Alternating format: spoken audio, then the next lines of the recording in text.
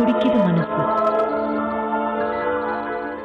இப்போ முடிவுன்றது உங்க கையில தான் இருக்கு. சரிங்களா? 2 பேரும் ஒன்னா சேர்ந்து வாழணும்னு விருப்பப்படுறீங்களா? நீங்க அங்க போய் வாழ முடியுமா? அங்க என்னால இருக்க முடியாது. நரகத்துல என்ன வந்து இருக்க முடியாது. அது ஒரு நரகமா தான் நான் வந்து ரொம்ப ஃபீல் பண்ணிட்டு இருக்கிறேன்.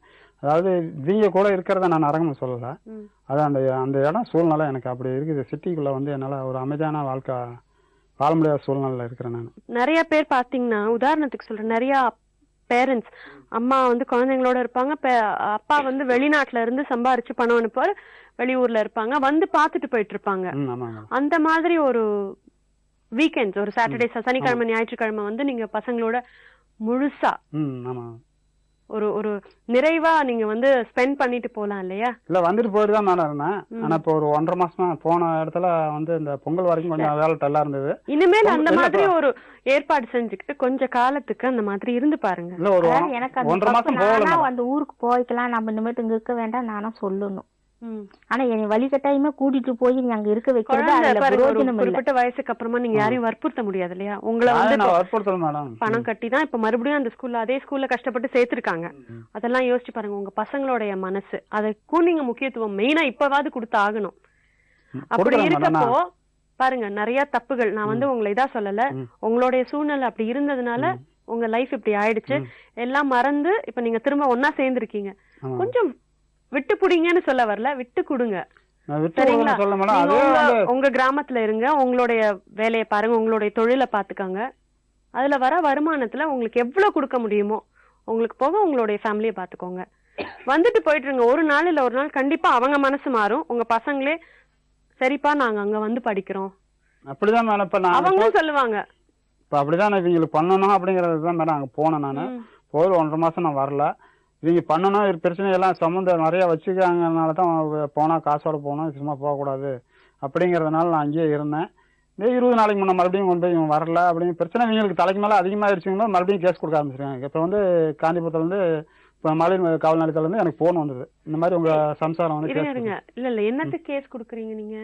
பள்ளிக்கூடம் போறதுக்கு முடியாம பிள்ளைங்க லீவ் எடுத்து கேட்டா அப்பா போக வேண்டாம் அப்பா போக வேண்டாம். என்னதான் நடந்தாலும் பசங்களுடைய படிப்பு கெடக்கூடாதுன்னு உங்க மைண்ட்ல ஆழமா இருக்கணும். இருக்கு மேடம். பசங்க வந்து எனக்கு நடந்த மாதிரி என் குழந்தைங்களுக்கு நடக்க கூடாது அப்படின்னும் போது குழந்தைங்க என்ன சொன்னாலும் இல்ல அப்படியே ஏத்துப்பாங்க. நீங்க போய் ஸ்கூலுக்கு போகாதீங்க அப்படின்னா போகாம விட்டுட்டாங்க. கொஞ்சம் அவங்களுடைய வாழ்க்கை நான் சொல்ல மேடம். அவங்க வந்து என்ன சைக்கிள் கேட்டாங்க, சைக்கிள் வாங்கி கொடுத்தாதான் நான் ஸ்கூலுக்கு போவேன் அப்படின்னு சொன்னாங்க. நான் வந்து இவங்க அக்காட்ட ஒரு 500 ரூபாய் பணத்தை கொடுத்து வாங்கி ஒரு சைக்கிள் கல்ல கொடுத்து ஒரு செகண்ட் சைக்கிள் ஒன்று இருக்குன்னு சொன்னாங்க. இங்கே ஒரு சைக்கிள் வீட்டில் பழைய சைக்கிளுக்கு அந்த சைக்கிள் எனக்கு வேணான்னு சொல்லிட்டு அந்த சைக்கிள் நான் போக மாட்டேன், எனக்கு வேற சைக்கிள் வாங்கி கொடுத்தாதான் போகணும். சைக்கிள் கடைக்காரர்கிட்ட சொல்லி வேற ஒரு சைக்கிள் ஒன்று வாங்கி கொடுங்க அப்படின்னு சொல்லி அவர்கிட்ட 500 ரூபாய் பணமும் கொடுக்க சொல்லியாச்சு. அவங்க கொண்டு வந்து பணம் கொடுத்துட்டாங்க. இந்த சைக்கிளை மீதி அமௌண்ட்டுக்கு இந்த சைக்கிள் எடுத்துங்க, எவ்வளவு பிரச்சனை இருந்தாலும் நான் ஒரு 10 நாள் கழிச்சு வருவேன், நான் பேசிக்கலாம் அப்படின்னு சொல்லி அவங்ககிட்ட பணம் கொடுத்துட்டு அவங்க சைக்கிள் தரலாம். பையன் என்ன பண்ணிட்டானா, சைக்கிள் கொடுத்தாதான் நான் பள்ளிக்கூடம் போவேன், பள்ளிக்கூடம் போக மாட்டேன்னு சொல்லி புரியாம பண்ணிட்டான். நானும் அங்கிருந்து போன் பண்ணி என்ன கேட்டேன்னா, சைக்கிள் கொடுத்தாங்களா இல்லையாப்பா அப்படின்னா, சைக்கிள் கொடுத்தா தான்பா நான் பள்ளிக்கூடம் போவேன், போக மாட்டேன் அப்படின்னா. நீ போய் தாண்டா ஆகணும் பள்ளிக்கூடம், சைக்கிள் கொடுக்கலாம் நான் வேனில் போ, அவங்க கொடுக்கலனாலும் நான் வந்து ஏதோ பக்கம் அரேஞ்ச் பண்ணி சைக்கிள் ரெடி பண்ணி தரேன் அப்படின்னு சொல்லி சொன்னேன். இது குற்றமா மேடம்? போன் பண்ணக்கூடாதுன்னு ஒயர்லாம் பிடிங்கி வச்சுட்டாங்க. இருந்திருக்கு, அவங்களுடைய கோவத்தை அப்படி காமிச்சிருக்காங்க. ஒயர்லாம் புடிங்கி வச்சுட்டாங்க. அவனா ஒயர்லாம் புடிங்கி வச்சிருக்காங்க, போன்ல புடிங்கி வச்சிருக்காங்க. நிறைய உடைச்சிருக்காங்க மேடம். டிவிடி பிளேயர்லாம் நிறைய உடைச்சிருக்காங்க. ஸ்பீக்கர் எடுத்து கொண்டு நிறைய வித்துட்டாங்க. நான் தூக்கிட்டு போய் எங்கேயாவது வித்து போனேன்ட்டு பக்கத்து வீட்டுல வச்சிருந்தாங்க. ஆனா விக்கலாம் இல்ல, உடச்சுதான் வச்சிருக்காங்க. டிவி ஒண்ணு மட்டும் உருப்படாது. இப்போ சொல்றேன், உங்களுடைய கோவத்தை நீங்க அப்படி எல்லாம் வெளி காமிச்சிருக்கீங்க இல்லையா? படிப்பு வந்து இடைஞ்சலா இருந்தா நானும் அதுதான் பண்ணுவேன். என் குழந்தைங்க நான் வந்து சோறு திங்கிறேன்னா இல்லையா அது யாரும் பார்க்க மாட்டாங்க. மொத்தத்துல என் குழந்தைங்க படிக்கணும். ஆனா நான் படிக்கல, பிள்ளைங்க படிக்கணும். எங்க வீட்லயும் எங்க அக்கா வீட்லயும் பிள்ளைங்க யாருமே சரியா படிக்கல. ஆனால் நான் கஷ்டப்பட்டுனாலும் என் பிள்ளைங்களை படிக்க வைக்கிறேன். குழந்தைங்களோட அப்பா தானே இவரு. இவ்வளவு பாசம், இவ்வளோ உங்க குழந்தைங்க மேல இவ்வளவு பாசமா இருக்கீங்க, ரொம்ப நேச்சுரலான விஷயம். அதுல அந்த குழந்தைங்களோட அப்பா இவரு. அதுக்காகவாது ஒரு என்ன சொல்றது, பாசம் அவர் மேல காமிக்கலாம். பாசம் மட்டும் காமிச்சா போதுங்க, அதுக்கு உண்டான பணிவிடைன்னு செய்யணும். பாசம் யார் வேணாலும் காட்டலாம். தெரியுங்க, நீங்களும் காட்டல, அப்ப நானும் காட்டலாம். அதுக்குண்டான பணிவிட கட்டணம் செய்யணும்ல. அப்ப பள்ளி பாசம், உனக்கு பையன் பாசம் தானே, பள்ளிக்கூடத்தை நீங்க அவருக்கு காமிக்கலாமேன்னு சொல்றேன். நான் எனக்கு அந்த பக்குவம் வரணும். நீ பண்ண இதுக்கு எனக்கு அந்த பக்குவம் வரணும். பக்குவம் வந்தா தான் நானும் காட்ட முடியும். நானும் அந்த மாதிரி இருந்துட்டாங்க, இருந்தனால தானே கேஸ் கொண்டு போய் கொடுத்தேன் நானு. அதை மீறி நீ போயிட்டு இருந்தில்ல, நீ சட்டப்படி மத்த பேருக்கு கூட எனக்கு வாழ்றதுக்கு இஷ்டம் இல்ல. ஒரே பிரச்சனை சொல்றேங்களா, இவ்வளவு தூரம் வளவலன்னு பேசுறதுக்கு கூட எனக்கு பிடிக்கலைங்க. ஏன்னா இதுவே பேசி பேசி எனக்கு ஒரு மாதிரியா ஆயிருச்சு. பிள்ளைங்க வேணா நீ கூட்டிட்டு போய்க்கோ, 2 பேர்த்தையும் கூட்டிட்டு போ, நான் வந்து ஏன்னு வந்து கேட்க மாட்டேன். கூட்டிட்டு போய் நீ எங்க வேணாலும் படிக்க வச்சுக்கோ, நான் வரல. இப்போ இந்த இடத்துல ஒரு முடிவுக்கு வாங்க. குழந்தைங்களோட படிப்புக்கு நீங்க உதவி பண்றீங்களா? பண்ணிட்டு தான் இருக்கேன். இப்ப நான் பண்ணணும்னு நினைச்சனாலதான் இப்ப கொண்டு வந்து ஒரு பைனான்ஸ்காரருக்கு ஒரு 3500 ரூபாய் கொடுத்து வந்துருக்கேன். அதுக்கு உங்களால முடியும் இல்லையா? கொடுத்து வந்துட்டேன் மேடம். கொடுத்து வந்துட்டு தான் இப்ப நீங்க கூட்டு வந்திருக்கிறேன். அதுல வேற ஒரு இடத்துல ஒரு 5000 ரூபாய் 10 ரூபா வட்டிக்கு வாங்கியிருக்கேன். அதை அங்க கொடுக்குற மாதிரி இருந்தது. இன்னைக்கு ப்ரோக்ராமுக்காக இங்க வந்துட்டோம். சரி, நீங்க உங்களுக்கு அதுக்கு அது சாத்தியம் இல்லையா? பசங்களுடைய படிப்புக்கு நீங்க கேரண்டி? ஆமா மேடம், நான் பண்றேன் மேடம். பசங்களுக்காக நான் பண்றேன். எனக்கு யாரும் இல்ல மேடம். எவ்வளவு நாள் ஆகும் உங்க மனசு மாறுறதுக்கு? அது சொல்ல முடியாது, நான் டைம் எல்லாம் சொல்ல முடியாது. தோராயமா சொல்லலாமே. அது இப்போதைக்கு என்னால சொல்ல முடியாது. எவ்வளவு டைம், மாச கணக்கா வருஷ கணக்கா ஆனாலும் கூட ஆகுங்க. வருஷ கணக்குல ஆனாலும் ஆகும். நான் கரெக்டா அந்த டைம் சொன்னேன்னு வச்சுக்கோங்க. இப்ப இங்க வீரப்பா சொல்லிட்டு போயிருவேன்னு வச்சுக்கோங்க. அங்க போய் கரெக்டா அந்த டைம் சொன்ன வா போலான்ருவாப்ல, எடுன்றுவாப்ல. தப்பு உணர்ந்து பேசுறாரு. அப்ப அந்த தப்பு நானும் அது மறக்கணும். எனக்கு அந்த ஒரு போகணுங்கிற எண்ணம் வரணுங்க. எனக்கு டைம் வேணும். நான் வரலன்னு சொல்லல, எனக்கு டைம் வேணும். சரி, நீங்க கொஞ்சம் அந்த மாதிரி டைம் கொடுத்துருங்களேன். இல்ல மேடம், இப்ப இவங்களும் நான் கூப்பிடல மேடம். சம்பாரிச்சு ஏதாவது மறுபடியும் பழைய நிலைமைக்கு வரணும், ஏதாவது 15 காசு வரணும், 4 பேர் கௌரவமா வாழணும்னு ஆசைப்பட்டு இருக்கிறேன். இவங்க என்ன பண்றாங்கன்னா மறுபடியும் ஸ்டேஷன் கேஸ் கொடுத்து மறுபடியும் ஏதாவது பிரச்சனை பண்ணணும், உள்ள வைக்கணும் அப்படின்னு சொல்லி ஏதாவது தேவையில்லாம பிரச்சனை பண்ணிட்டு இருக்கும் போதுதான் இப்ப வந்து இங்க வந்தது காரணம் அதுதான். இல்ல கடைசியா பண்ணது அந்த இனிமேல் எந்த பிரச்சனையும் போகக்கூடாது. அதாவது நீ அங்க இருந்தாலும் சரி, நான் இங்க இருந்தாலும் சரி, நான் இவங்களுக்காக தான் உழைச்சிட்டு இருக்கேன். நான் சம்பாதிச்சு யாருங்க என்ன நான் கொண்டு போறேன் சொல்றது உங்களுக்கு இதே பழமதாங்க இந்த சொல்லிட்டு இருக்கிறாரு. பேசின பழமையே இப்ப வந்து சூழ்நிலை மாறிடுச்சு. இனிமேலாவது அவர் மேல அந்த கம்ப்ளைண்ட் அப்படின்றது கொடுக்காம அது இங்க நடந்துக்கிறது பொறுத்துதான் இருக்குது. மறுபடியும் ஏதாவது இங்க வந்து உங்ககிட்ட இப்படி பேசிட்டு போயிட்டு ஒரு 2 மாசம் கழிச்சு மறுபடியும் ஏதாவது கிரிசல் பண்ணாப்புன்னு வச்சுக்கோங்க, தூக்கி உள்ளேயே வச்சிருவேன் நான். இவங்கள மட்டும் இல்ல, இவங்க குடும்பத்தோட கொண்டு போய் உள்ள வச்சிருவேன். ஏன்னா அந்த அளவுக்கு கையெழுத்து போட்டு வச்சிருக்கிறாப்புல. நாளைக்கு எனக்கு என் குழந்தைங்களுக்கு ஏதோ ஒரு பாதிப்புன்னா நானே பொறுப்புன்னு எடுத்து கையெழுத்து போட்டிருக்கிறாப்புல. கண்டிப்பா உள்ள வச்சிருவாங்க. இப்ப 2 பேசுறவர் எப்படிங்க இவரால ஏதாவது பாதிப்பு வரும்னு சொல்றீங்க?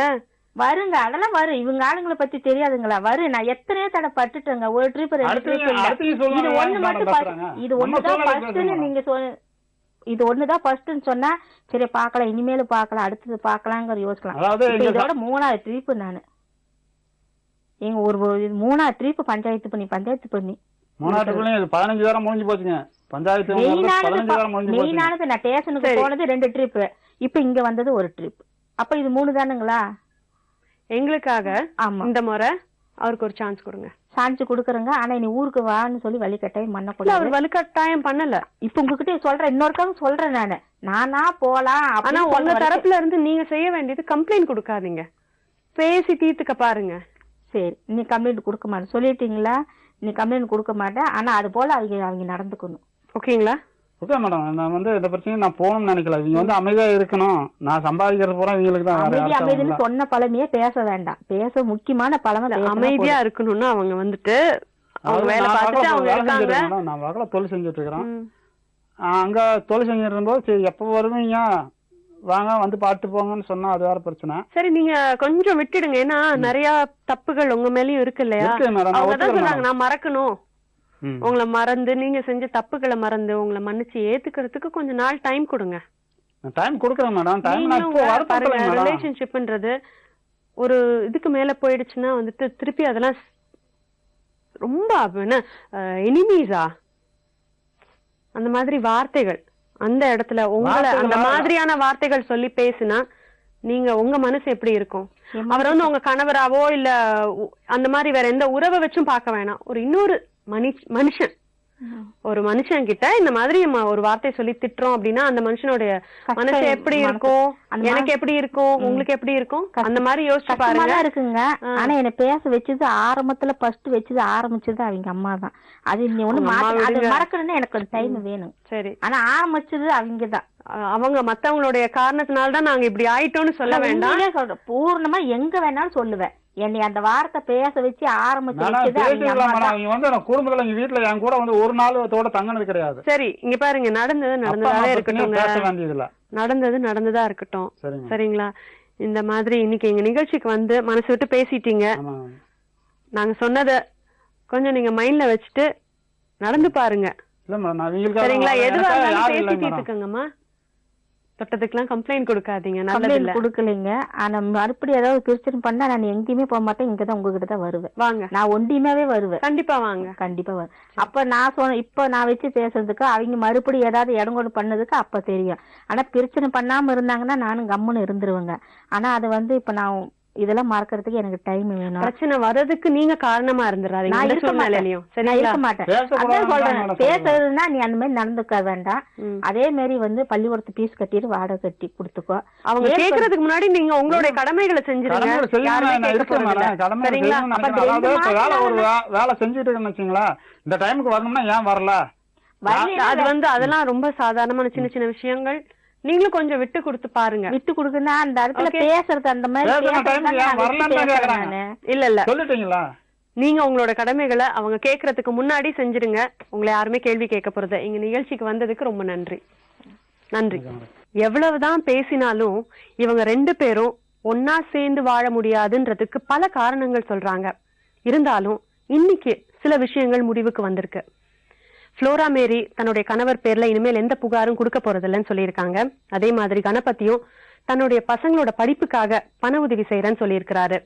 இதுவே இவங்களுடைய வாழ்க்கை சீரா அமையறதுக்கு இவங்க எடுக்கிற முதல் படினே சொல்லலாம். இவங்களோட வாழ்க்கை மட்டும் இல்லைங்க, இவங்களுடைய பசங்களோட வாழ்க்கை நல்லபடியா அமைய இது உபயோகமா இருக்கும் அப்படின்ற நம்பிக்கையோட நாங்க இன்றைய நிகழ்ச்சியை நிறைவு செய்யறோம்.